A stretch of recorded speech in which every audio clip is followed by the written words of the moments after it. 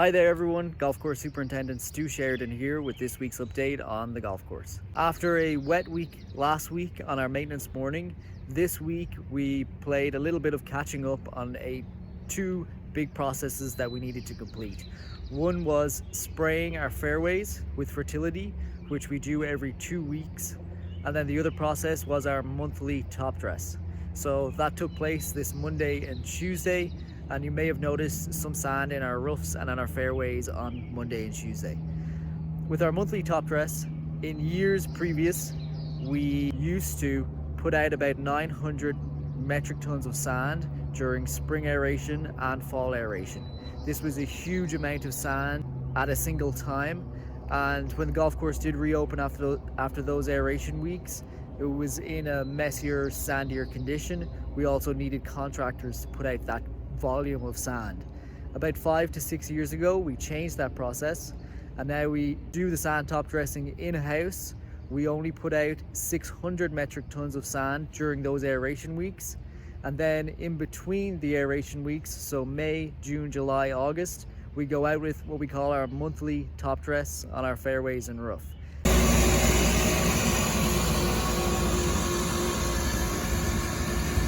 And this is only 160 metric tons of sand.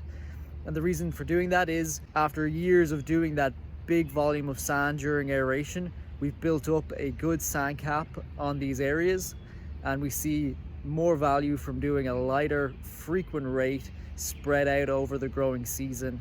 It's a cleaner process during those aeration weeks.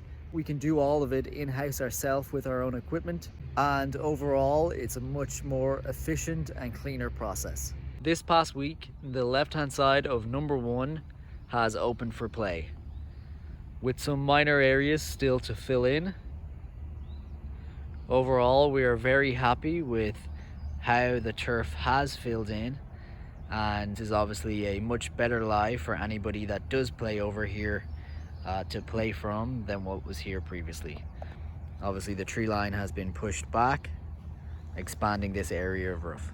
Over the past month of May, and as we move into June, a big focus has been on the general growth of the property. So we often think of the golf course as being in a rainforest, and that's due to the sheer growth that we see around the golf course. And this isn't just on our playing surfaces, but really what I'm talking about here is outside of our playing surfaces. So our tree lines, the perimeter around the golf course, the garden bed areas, or our native areas here as well. So we can see a lot of invasive species and weeds, undesirable grasses that we need to stay on top of. One note on our herbicide usage. So throughout the golf course, we don't broadcast spray herbicide. We do selective targeted applications, which are in line with best management practices and in line with our Audubon certification as well. So you will see our staff out there spraying herbicide, and again, that's to control these invasive species and clean up the golf course, but in a very controlled and targeted manner.